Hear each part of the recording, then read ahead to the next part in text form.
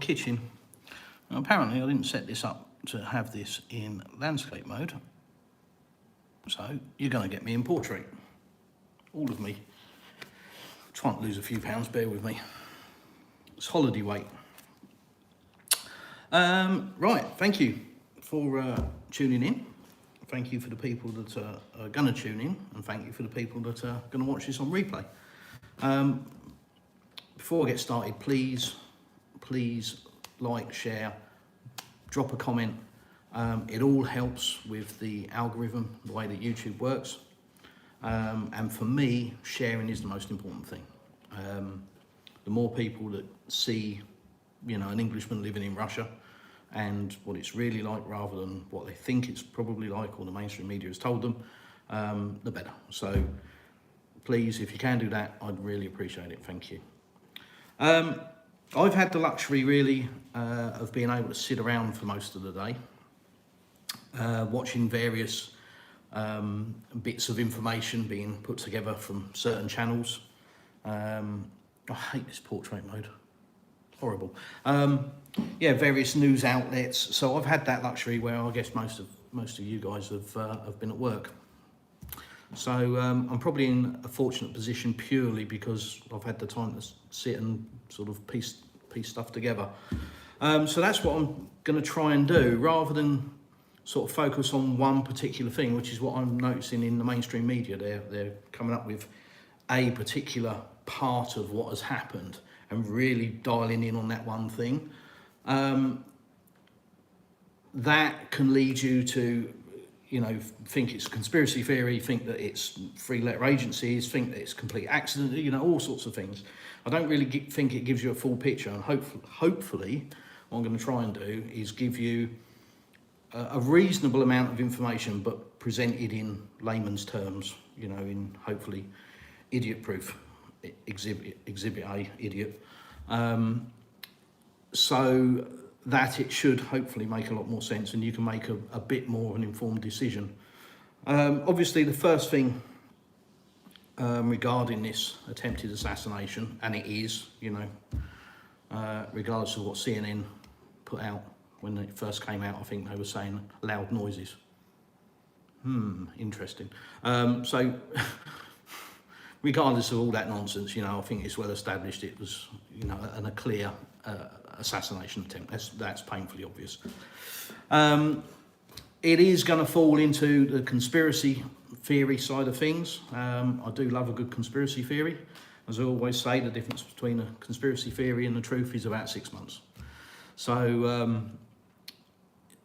it's going to fall that way no matter what. I think, there are always going to be people that say it's the three-letter agencies, it's, you're going to have that no matter what. But hopefully, we can work through some things and, you can have possibly a better understanding. I might make things worse. Don't know. Let's have a go. So let's start with some basics. What we know about the shooter. I'm sure everybody has seen videos about who the guy is. They've drilled into who he is, what his background is to the 8th degree already. I'm not going to bother to do that. You've all seen images of the guy. You've all seen his video that he's made, I'm sure.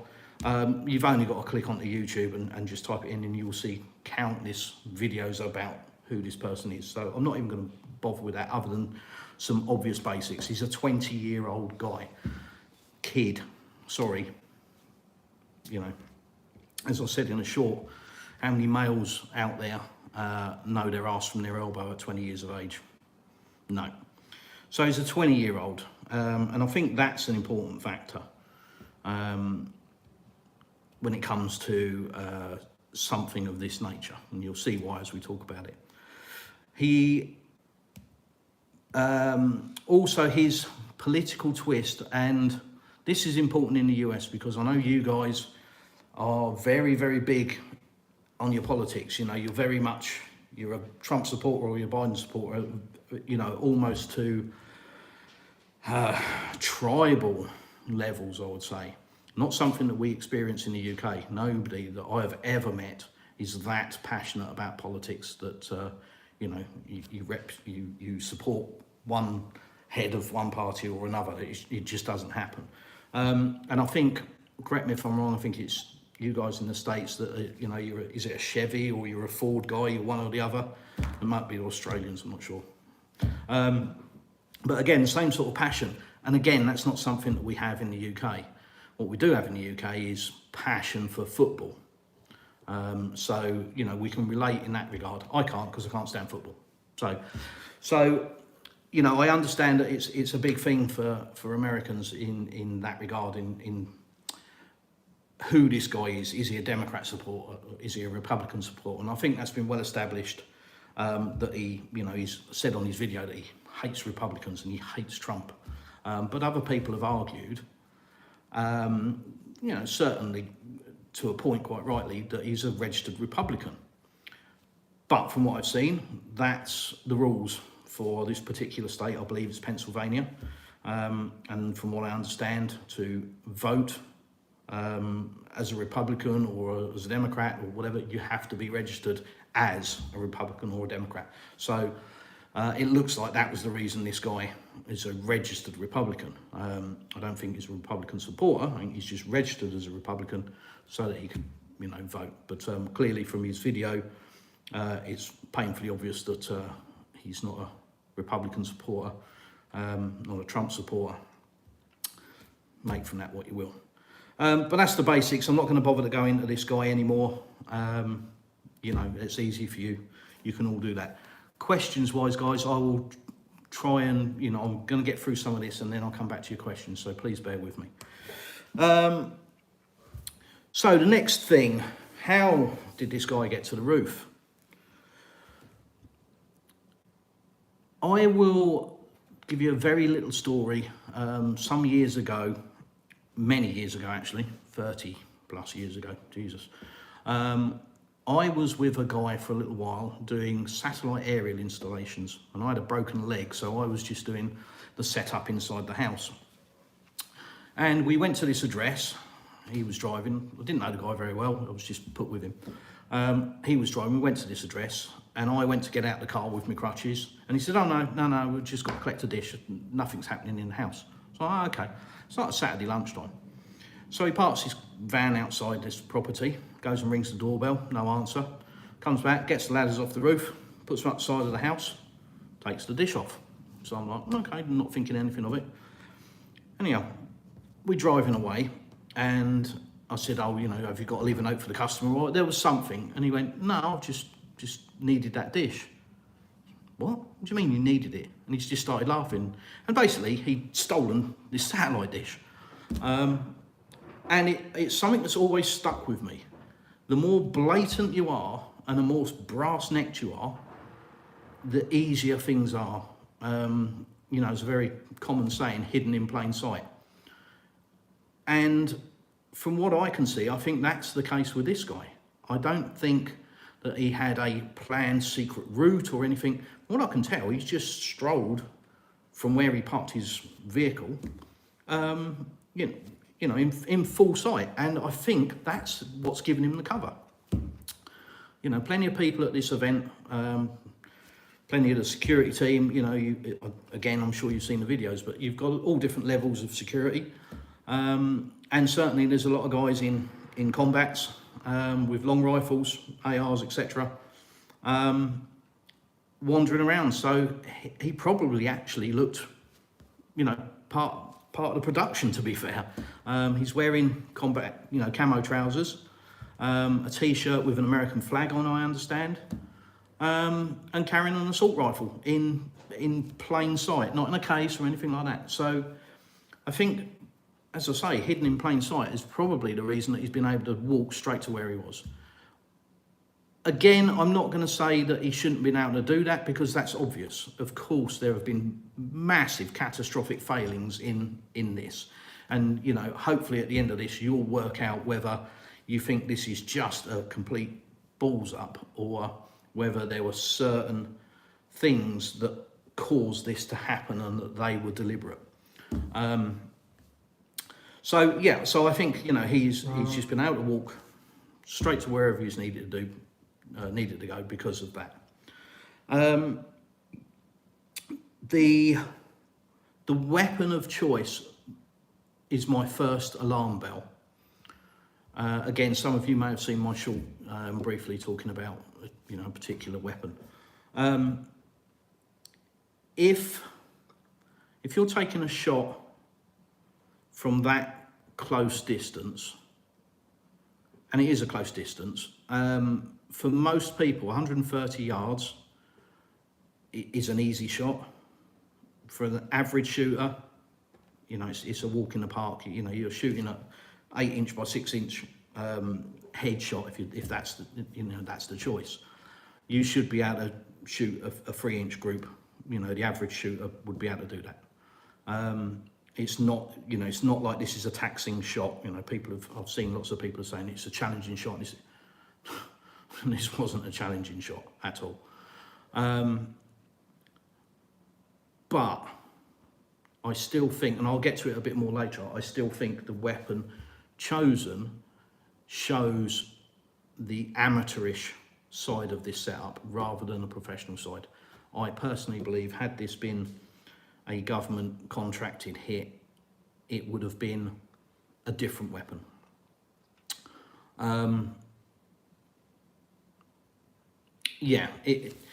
It just doesn't sit well with me that to make a shot from that distance, which I say is an easy shot, you would want to be as accurate as possible. You do not want to be going there with, in my view, an assault rifle where you get the option to make several shots, so it's kind of a compromise-ish to a degree, rather than, a specific rifle, something that shoots like a 6.5 Creedmoor. That weapon will, you'll shoot, you'll shoot aspirins at that range. You'll put five rounds in a 1-inch circle at that range. So to pick something that isn't as accurate as that suggests to me that it's an amateurish setup, because otherwise I think you would have picked something to make sure that one shot, the first shot, because you don't know if you're going to get more shots off or not, to make sure that first shot counts. So for me, that's my first alarm bell, and again, I'll come back to that. Next thing I want to talk about is the flags. Again, I'm sure you've seen movies, sniper movies talking about flags and, near the principal and this, that and the other. Yes, flags can and have been used, as well as other things, to gauge wind distance, windage.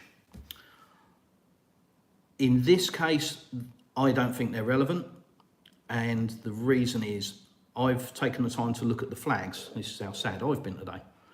And the flags on the platform behind Trump are what I would call decorative flags, and they are trimmed with gold tassel. And if you've ever seen those, you will never see them flying. They are always hanging. So they're the sort of thing that you'll see in the White House or in press conferences, or say they're on a pole, they're always hanging. You can tell it's an American flag, but it's trimmed in gold. They're very heavy, they're cloth. They're not actually a flag, they're for decoration. So if you're a sniper and you're going to try and rely on that flag to give you some information, it ain't. It's not going to move. And if it does move, you ain't going to have to worry too much, because you'll probably get blown off the roof. So that's the first set of flags I think you can just discount, regardless of whether they're there or not. I don't think that has any bearing on this at all. I don't think that's a mistake. I just think it literally wouldn't make any difference. The next flag that I've seen people talking about is the huge flag, a la Trump. It's a very Trumpish thing to do, isn't it? Massive American flag. Flying above his head, and again, that's it's a huge flag, and you can see it's flapping around in the wind. And a lot of people have said, that was crazy. Why did they allow that? That's given the sniper, Again, I think you can discount that, and the reason is that that's 50 feet above Trump in height. I don't know how far back it is, but certainly, if you're looking head on, it's a good 50 feet above him. He's in a park with a lot of trees, so the wind at 50 feet is going to be completely different to the wind at his head level. And if you want to use an indicator, you need it near the principal's head. That's, if that's the shot you're going to take, you want to be as close as you can. 50 foot up in the air, completely different wind. I'm sure if you walk around your garden one side of your garden, it can be windy depending on where the wind's blowing, and the other side it's not. So I'm sure you understand. That's just not relevant. So I think, you know, the flag whole thing that everybody's getting wound up about the flags, I think you can just throw out the window. I don't think it's got any relevance at all. Next thing, bullet missed because Trump turned his head. That just doesn't sit with me. And again, here's why. If you're taking a position that you're going to take a headshot, it then becomes center of a silhouette.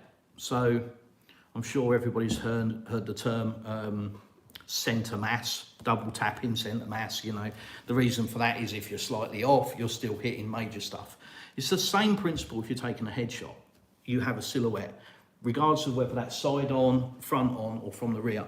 So you've got, you know, an outer silhouette, and you would try to aim slightly above center of that silhouette. The reason being, again, if it's a side on shot, for example, if you aim for the ear and you get a bit of drop, you're taking the jaw off. It's a survivable, you know, it ain't going to be pleasant, but it's potentially survivable. So you would want to be aiming, taking aim above the ear, because, you know, that's the most devastating shot. If it's front, again, you know, you've heard the thing straight between the eyes, yada, yada. It's no good if it's going here, because, again, it's a potentially survivable shot, depending on the round. You know, if it's 22 long rifle, it's not that devastating. If it's a 6.5 Creedmoor, it's going to take off what it hits, so it's not really going to make a lot of difference.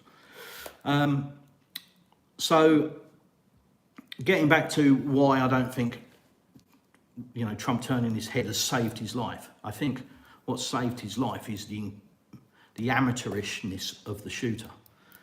So from my understanding, Trump's looking forwards, and the shooter, if you bear with me, is coming across from his right on top of roofs. So that shooter, when Trump's looking forward, is aiming probably around here, around this area, which would be, as a silhouette shows, about the center of the head, but slightly high. Now, Trump has turned his head into the shooter, and they're saying this is why the bullet's gone through his head. But if you pick the point, if this is the target area here, and Trump turns in to the shooter, look where he's shooting. He's not shooting here. This is 3 inches off, at least, to clip through his ear. So I don't think that the fact that Trump has turned his head has saved his life. I think what has happened is that the shooter has just been off from center, and it was going to be round the back part of his head anyway. He's turned his ear, and it's caught the side of his ear. So I think it would have grazed the side of his head. The fact that he's turned his head, it's caught his ear. That's just my opinion. I'm sure lots of people will disagree with that, and of course, you know, feel free to. I'm not suggesting that I'm an expert. But just from a logical perspective, that just makes sense. If you hold a pen up and turn into it, you can see what I mean. So, as I said, I don't think that has happened. So again, this adds to the amateurishness of this setup for me.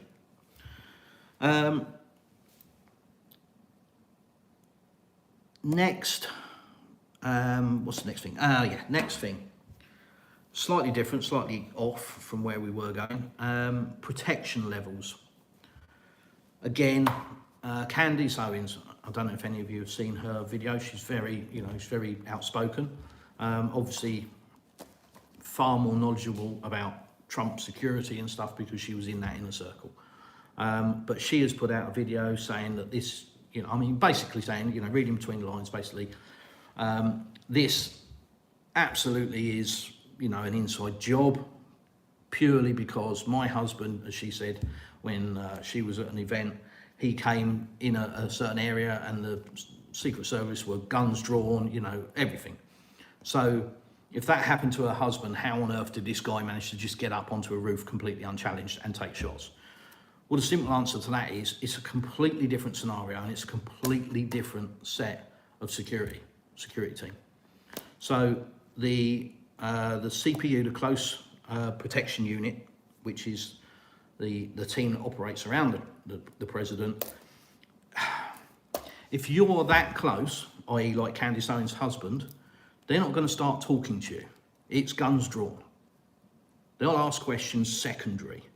But the first thing is, if you pop up from somewhere where they're not expecting you, you shouldn't be, or whatever else, it's guns drawn. There is no question about it. But from 130 yards out, outside of the venue, who's to challenge him? There isn't anybody to, draw guns other than the sniper team, the Secret Service sniper team, which we'll get to. So it's a completely different scenario. So for Candace Owens to try and make that comparison, it doesn't stack. It's not the same thing. It's like comparing apples with oranges. It's not the same thing. So next to sniper teams, the Secret Service sniper teams, from what I understand, there were 2 teams on 2 rooftops, slightly adjacent to each other. They pick their positions based on previous reconnaissance of the venue. So every time, somebody like Trump is going to be appearing somewhere, regardless of where it is, days, sometimes weeks in advance, possibly even months, depending on where it is in the world, they will, recce the area. They will do a full review of the venue. I'm sure, certainly my American audience will understand this because you probably hear about it almost daily, and I'm sure many of you have seen it. They're out welding manhole covers shut and that kind of thing. So, it's very, very thorough. It's very intense, and they certainly establish where the principal's going to be, where the potential threats are going to come from.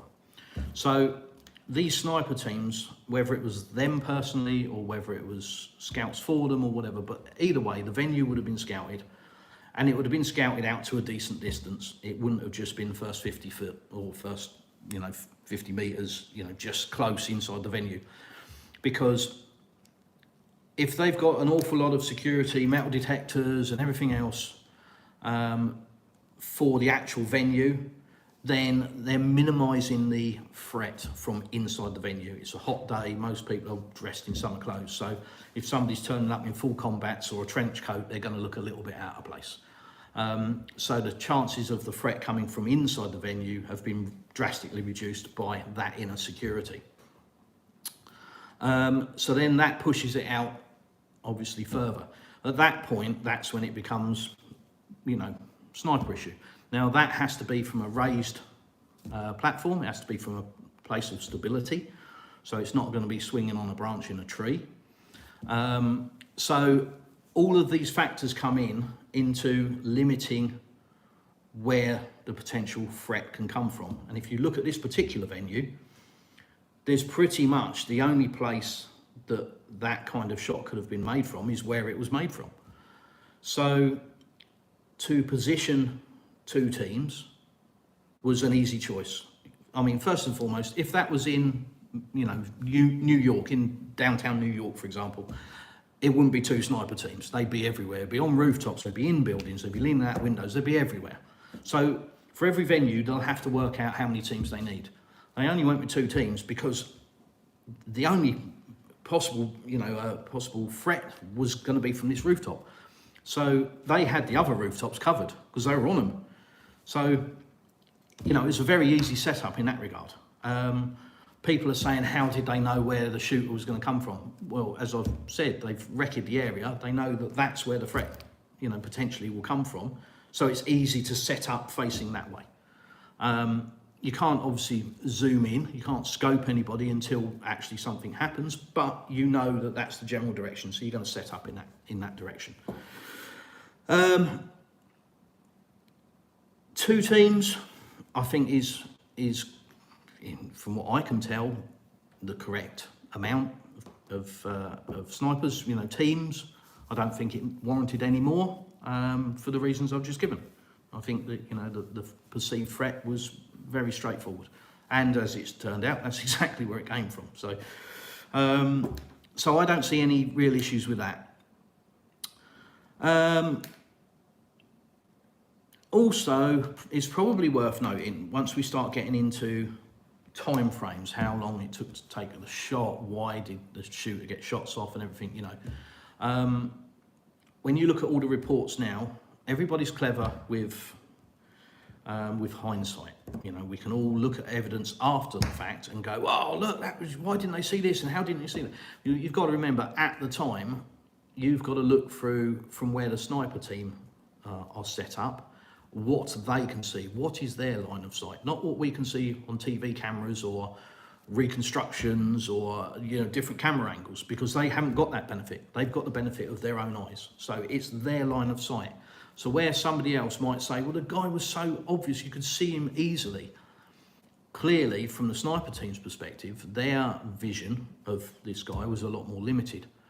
And again, this is important because it adds to the reason why, you know, maybe the shot wasn't taken as quickly as people would suggest it should have been.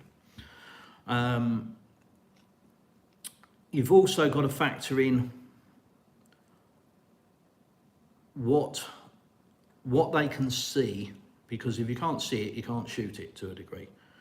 So they, you know, from a sniper's perspective, they need to be certain that what they are aiming at, they are going to A, hit, and B, take out. You know, it needs to be, it's no good looking through your scope and seeing somebody's hand and thinking, you know, that's movie stuff.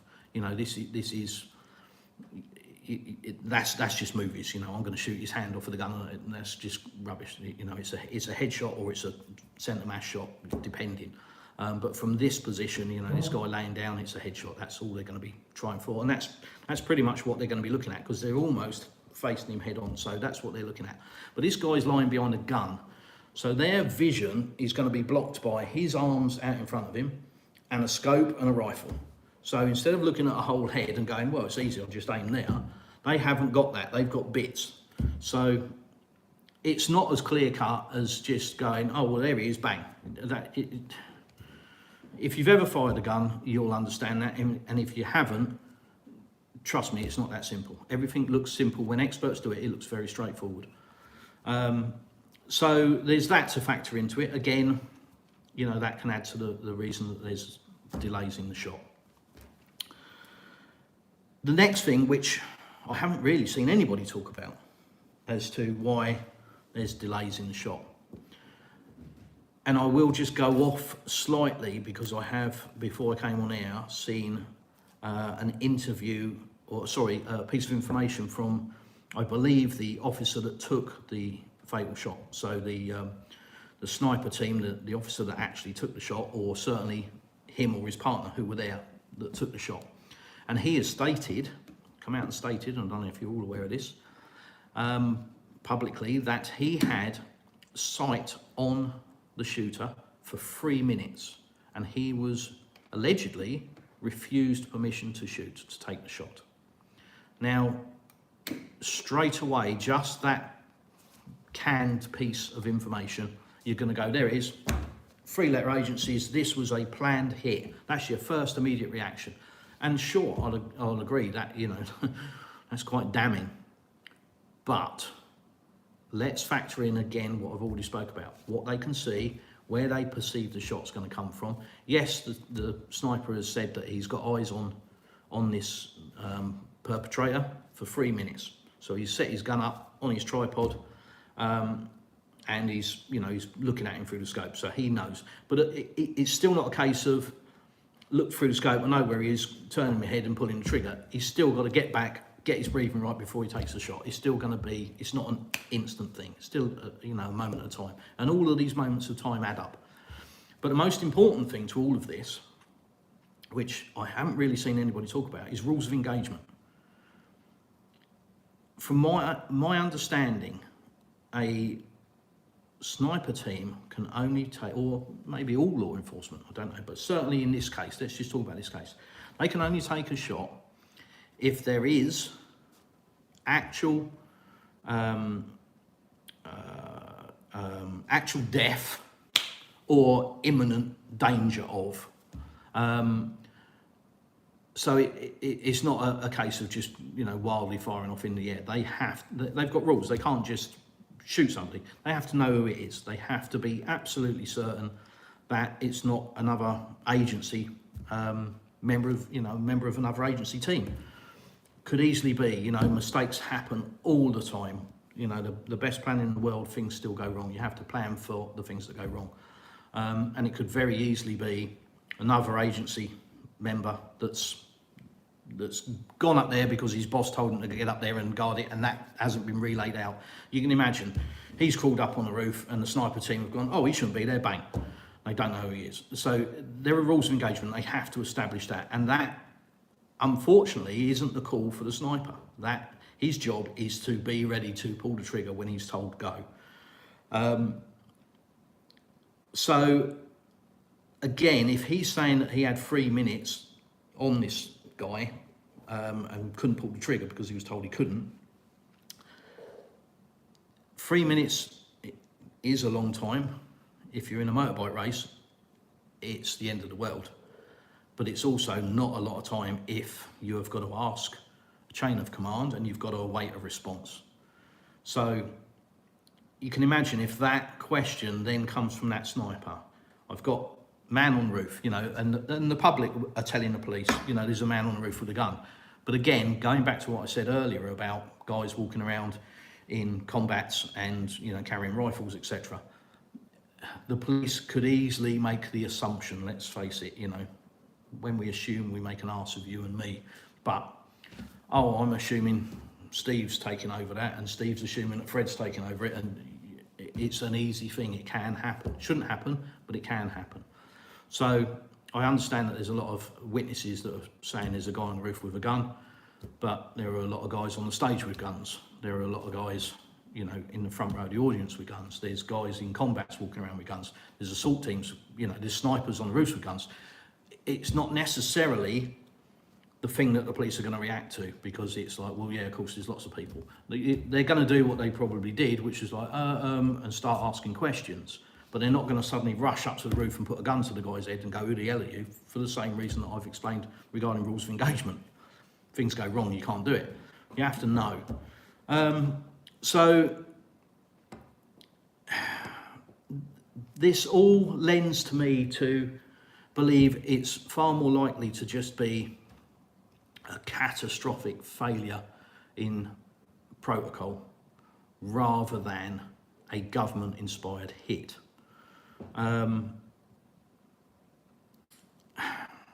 Yeah, it just, there's too many errors. Again, going back to the weapon of choice, if this was a government-funded hit, let's look at it like this. We always say, look at who stands to benefit from a positive outcome of a certain action.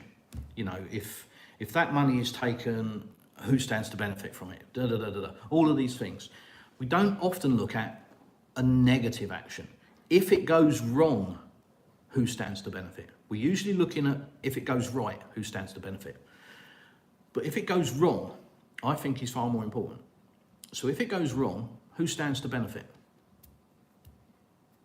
Because it ain't Biden, for exactly the reason that we're sitting here tonight, for exactly the reason that YouTube is covered in people giving analysis of this being a, you know, conspiracy, and this was a targeted attack from, you know, inside government and all the rest of it. This going wrong is absolutely catastrophic for the Biden administration at this time. Catastrophic.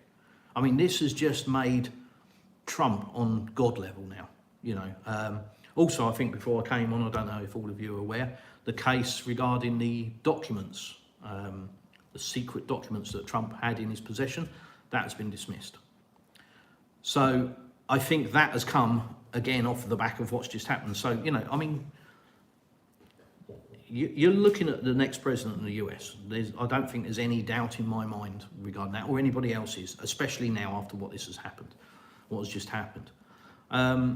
So this has, like I say, elevated this guy to almost God status. You know, it's an absolute frenzy now. This guy is, you know, they're saying it's divine intervention why he's still alive, and it's the hysteria is going bananas.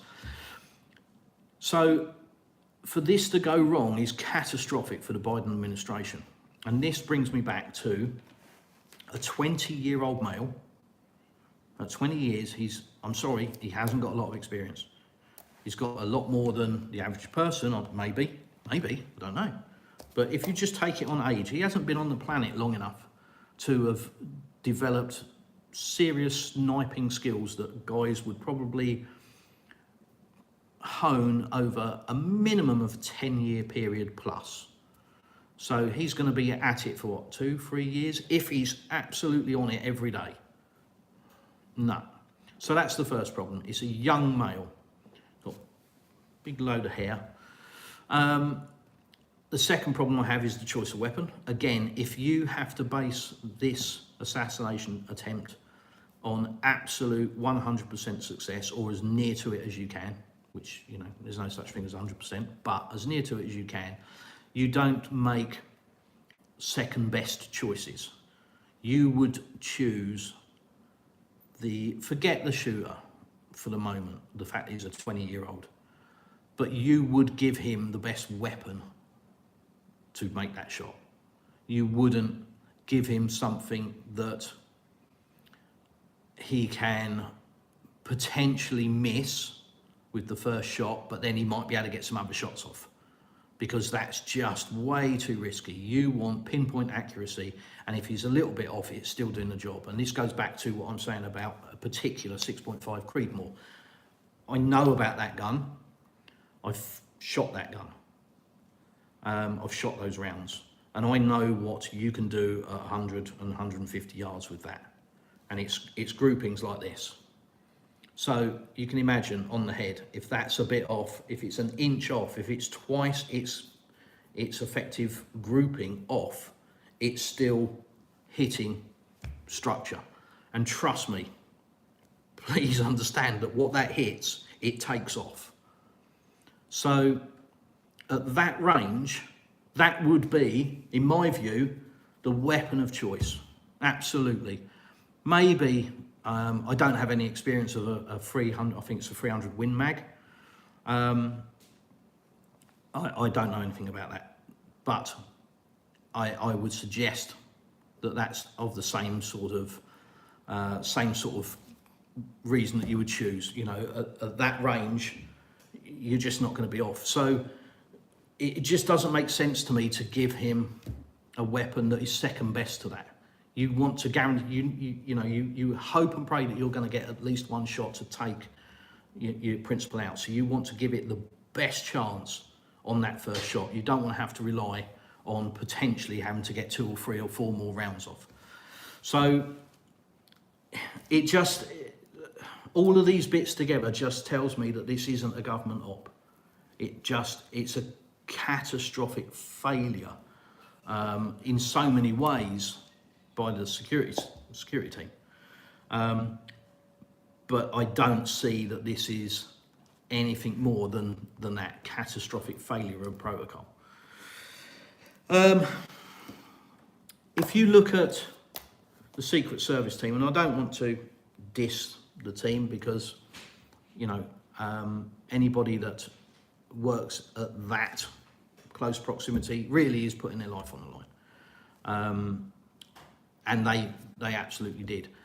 But if you do look at them, you'll see that when Trump has got his new ear piercing, hopefully he buys a nice earring for that. He's, you know, whether he's dropped to the ground through shock, whether he's dropped to the ground because it's protocol, whether, you know, they've tackled him and got him to the ground, it doesn't matter. He's gone to the ground.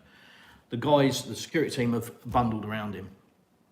There's a female Secret Service officer there, I think, sort of blondish hair. She looks very competent. She's on it. She's shielding, she's using her body to shield, as well as the 4 or maybe 5 men that are with her as well. But there are, I think, 2, maybe 3 other Secret Service women that are there, that are at the bottom of the stairs. And I've got to say, when you watch certain videos, they just look, to me, completely incompetent. When you're working in CPU, close protection unit, your absolute primary is principal protection. It isn't looking at the shops. You know, I'm sure people have seen, you know, the bodyguard films where, oh, you're going to carry my bags. I'm not here to carry your bags. I'm here to look after you. Yeah, that's, again, it's movie stuff. if you're hired to protect a principal and that principal wants you to carry the bag, you'll make choices about the situation. You might hand off the bag to somebody else, but generally you will, if you're carrying a firearm, if you've got a firearm on your right hip, you'd take the choice to take the bag in your left hand. You'd make adjustments like that rather than just turn around and say to the principal, no, I'm not carrying it, somebody else will carry it, because you're just going to be out of a job. If it's a private team, they're just going to bounce you out. So it's not all, you know, how it looks in the movies, you know, the bodyguard calls the shots and all of that. It's not really like that. But certainly for the Secret Service team, it is and it should be. Their absolute primary is principal protection. And if you look at these women, they honestly look like rabbits in headlights. Now, I know it's a unique situation, you know, first since 1981 that there's been an attempt on a president or former president, but they're trained for this. It's not like they've been given a book to read. They're trained on that, they're drilled on it, what to do. But the first thing I noticed when the team gets to the bottom of the stairs, and please look for the videos and have a look and see what you think, the Secret Service female member who is at the lead of the party, she's greeting the party as they're coming down the stairs, she's picking it up. She's got guns, she's got gun drawn. So she's already, you know, ready to rock. But she's not looking anywhere where she should be. She's looking behind her all the time to see what the 5 guys that are wrapped around the president, including the one female, what they're doing, where they're going. You can just see she's just checking for, I can't think of the word, but qualification of what she should be doing, where she should be going. Am I doing the right thing? You know, she's looking back all the time. She's not looking where she should be going, out into the crowd. You know, at this point, nobody knows what the perceived threat is. They know shots have been fired. They don't know if there's 1 person, 10 people, whatever. They should absolutely be focused on looking out and at different points. But she's looking behind her, she's looking at the team coming down the stairs, she's looking at where they're going, she's asking questions. She's got a gun pointing down, which, you know, it's fair enough if you're looking where you're going, but she's not. So, to me, it just seems like there's just a lot of incompetence in this security detail. Certainly not all of them, and I don't want to tar, you know, all of these guys with the same brush, definitely not, but certainly the ones that I've identified, they just don't seem to be highly skilled. It just doesn't seem right. They don't seem to be reacting and operating how I would expect them to operate, or how I would think they would operate. Logic, you know, I haven't worked in a presidential security team. So it just doesn't look professional to me. There looks like there's gaps. So, as I said, you know, I'm trying to play devil's advocate here. But from what I can tell, the you know, basic assumptions that people make can lead to absolutely catastrophic failures. And I think there has been a mix of people making assumptions from the security team. And I think there's been a slow to react to the threat. And I think that's because it's bouncing up and down chains of command. And again, this is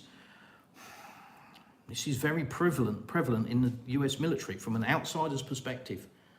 You know, if any of you watch Colonel Douglas McGregor, he regularly talks about 4-star generals and how many the US has now and how many it had in World War II and how many armed forces they were overseeing compared to now. Too many chiefs, not enough Indians. And I think that could be a factor here. I think that, you know, maybe the chain of command, the escalation, you know, we've got a perceived threat of a guy on the roof with a gun. Too many people are having to go through before that actual sniper team is given the okay to take the shot. So I think, you know, a lot of people are going to disagree with this, I'm sure, because everybody wants to believe that this is a government hit on former president to solidify everything that they think is happening and going on in the world. I just don't think it is. And I don't think it is because of the reasons I've given so far in this video. Please go back over and review it and see what you think. And I can expand on a lot of those points, but you know, I think I've covered it in a way that hopefully it kind of makes sense. For something of this magnitude, if this, as I keep saying, if this was a planned hit by a government agency, there are way too many holes and mistakes for it at that rate. If it's a 500-meter shot, then there's a lot more things that can go wrong, and you really have got a lot more to chance. But from that range, no, that guy shouldn't be here. If that was a proper hit, if that was a proper setup, government hit, that guy wouldn't be here. And that's what I think. So, you know, that's based on everything that I've seen so far. I'll have a look at some questions, see what you think. Charm Superior, is this live? I hope so. If it ain't, I've got trouble. Please put something in the chat if you can hear me. Hi, Sailor. What happens? You are getting political. Yeah, no, I don't think I am. I wouldn't class this as political. Political for me is talking about policies, you know, especially foreign policy, and how that ties the countries together, you know, in certainly in NATO, etc., etc. For me, that's politics, and you know, politics in the UK, because obviously I'm an Englishman. This, I think, is an analysis, I hope you understand, is an analysis of an attempted assassination. So I don't see it from a political perspective.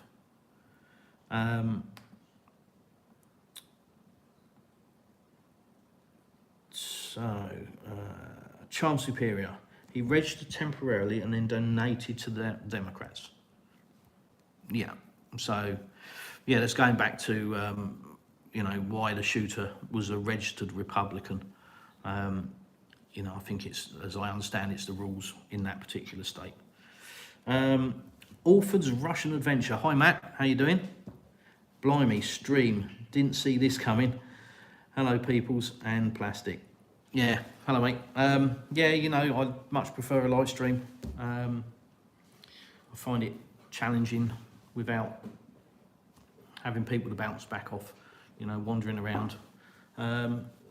If ever anybody does any YouTube videos, it's always difficult when you're filming. You know, many times I've taken video after video after video of the same thing and just discarded them because I just thought they were a load of rubbish.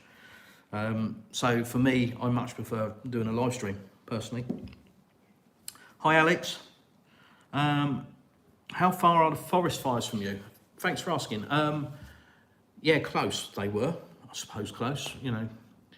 In terms of if it was the UK, not too bad. But in terms of Russia, where the place is massive, yeah, they were really close, really close. So no, they were at a region called the Brow de Sceaux. If any of you guys have watched my soon-to-be 6-part series on the wine and champagne producer, a Brow de Sceaux, you will see that I've been there. I've been to the region. It's literally next town across from us, so it's not far at all. So it's a heavy forestation, very hilly.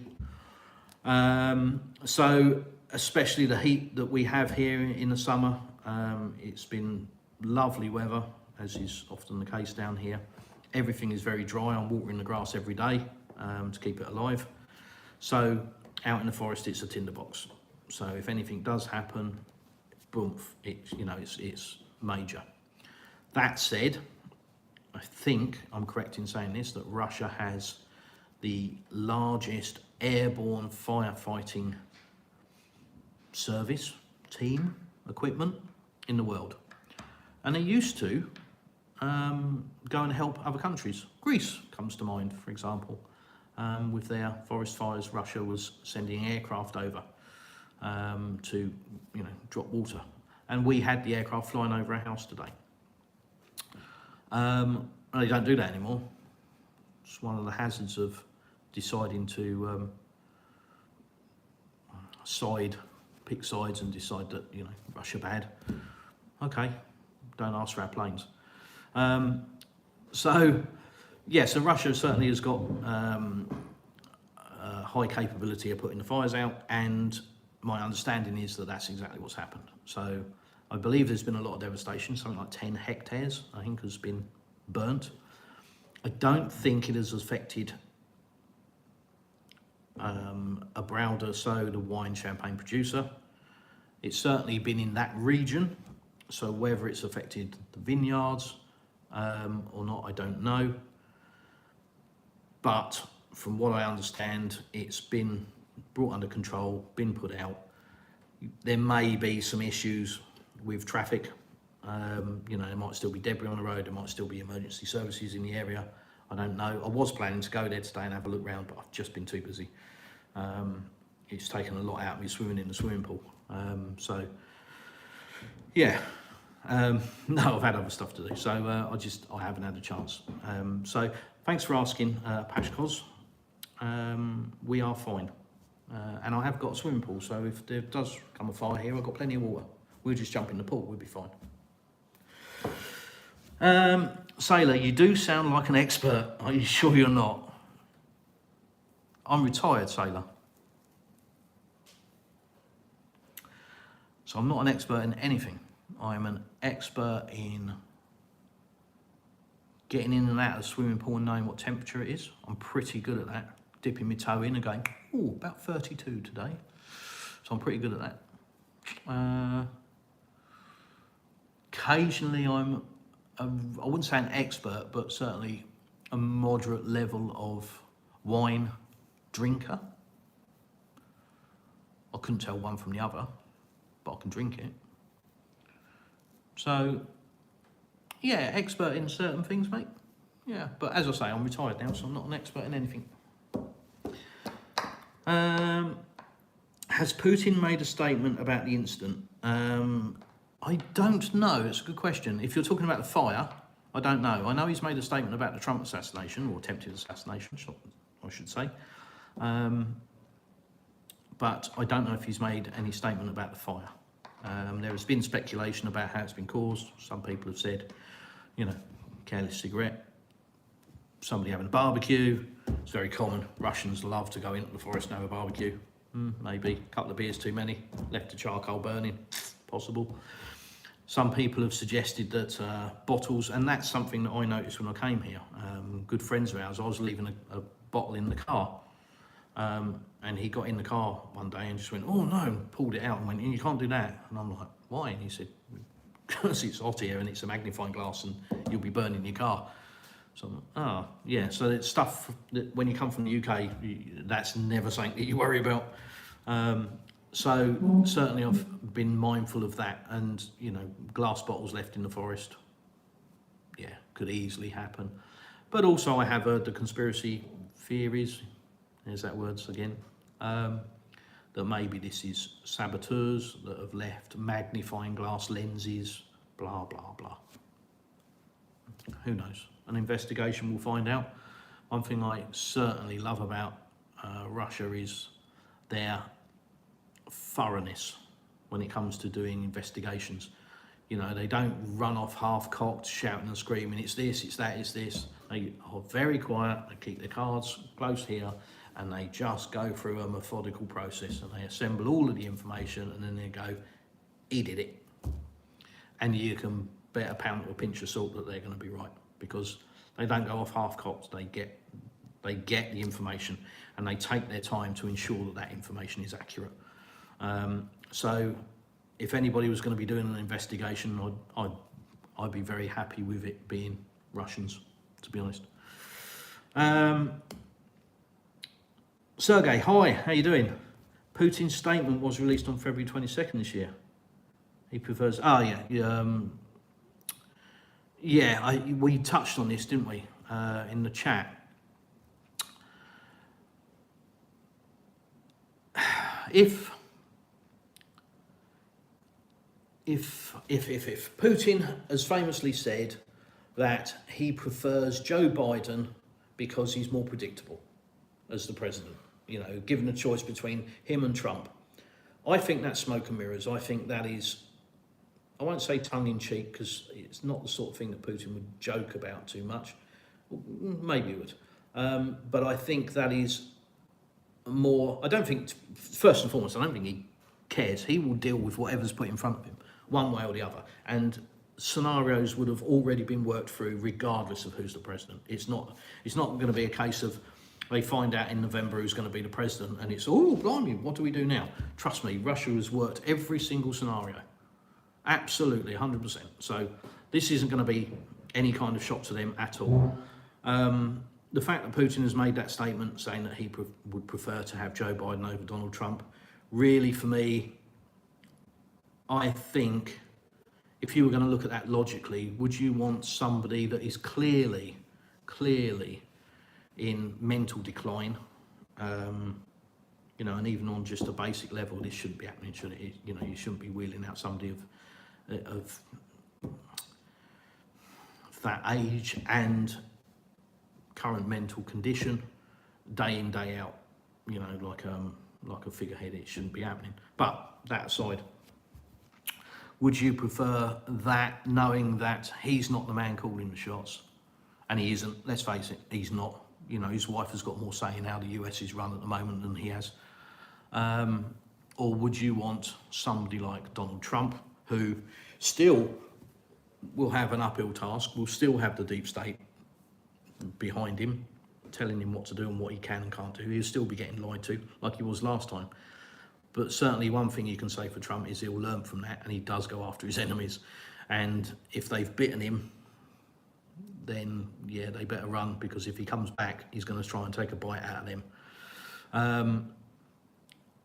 So I think, thinking logically, if you were Putin, you would really want Trump because he's of sound mind. I think that's a fair statement, regardless of whether you like him or not. I think it's a fair statement. If you look at him and Joe Biden, I think you've got to say Trump is of sound mind. His mind might be crazy as hell, but it's all there. And I think you can actually not rely on, but you can certainly expect him to make some decisions. And even if the deep state is there, then there's a good chance that he will put a stop to certain things. And, you know, it'd be a much easier person to work with, I would think, than the Biden administration, because you're not working with Joe Biden. He's just a guy at the front going, it's all of the people in the background that are all running off in different directions. The left hand ain't talking to the right hand, and they really have no clue about Russia. None whatsoever. Not a clue. And that's their biggest problem. So I do believe that Putin has said that as a bit tongue-in-cheek and a bit smoke and mirrors. I think had he come out and said that he would prefer Trump, that would have given the Biden administration all the ammunition or additional ammunition that they would want to say, see, Trump's, I mean, they're saying it anyway, but, you know, look, Putin has come out and said he supports Trump. You can't vote for this guy. He's Russia this, Russia that.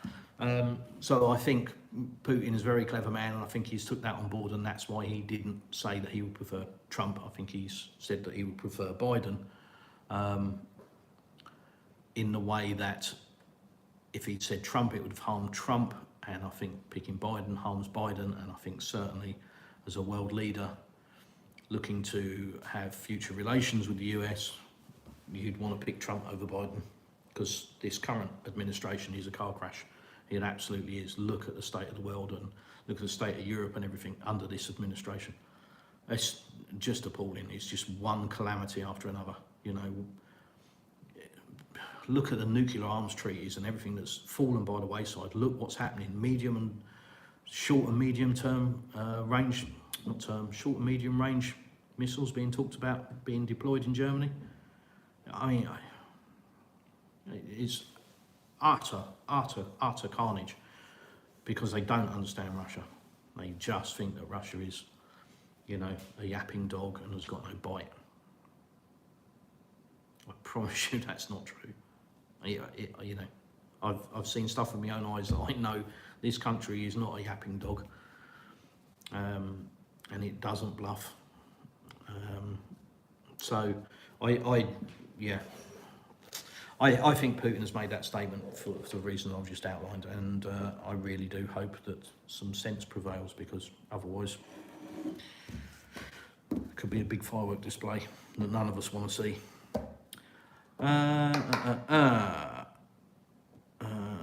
Zeddy, plastic Russian, I love you. Oh, right there. Thank you.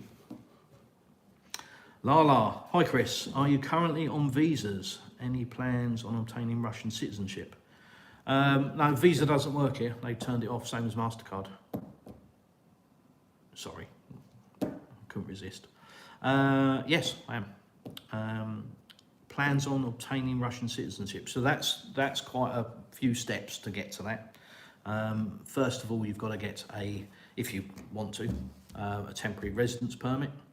And then from that, you get a permanent residence permit or permanent residency. And then from that, you can apply for citizenship. But I think there's a 5-year period before you can even apply for citizenship. So that's, that's a long thing. Who knows, 5 years, well, it's a lifetime. So who knows? My plan is to live my life with my family and enjoy my life like I am doing. We came here without any of the current situation even on the horizon. So, all we want to do is the same as 99% of the population. Enjoy our lives, have fun, love and care for our friends and family. That's it, really. Sergey, sure it was sarcasm. Yeah, regarding Putin. Yeah. Yes, indeed. So, guys, been on for an hour. Got to the end of all your questions, which is quite good. Don't think I've missed anything. Hopefully, maybe I've given you some food for thought regarding this attempted assassination of Donald Trump. Maybe I've brought some info that you weren't aware of. Maybe I've just compiled it together in a way that you haven't seen. I don't know. Hopefully something along those lines. As I say, and as I always say, it's just my opinion. Doesn't necessarily mean a lot. It's just what I think. But in summary, I don't believe that this was a orchestrated attempt to assassinate Donald Trump by the US agencies and governments. I just think it was a monumental F up. Yeah. So feel free to message me, send me an email, join my Telegram group if you want to chat further about it, if you want to ask me anything specific about the things that I've gone over.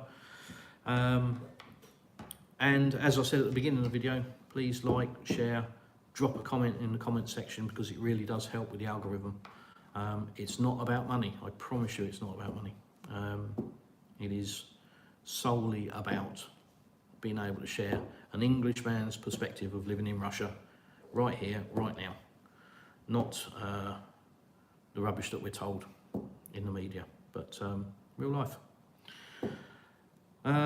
So that's it. Yeah, thanks very much, guys. Nice short live tonight, just over an hour. Perfect. Blimey, shortest one I've done, I think. So thanks for tuning in, and as I always say, see you in the next one.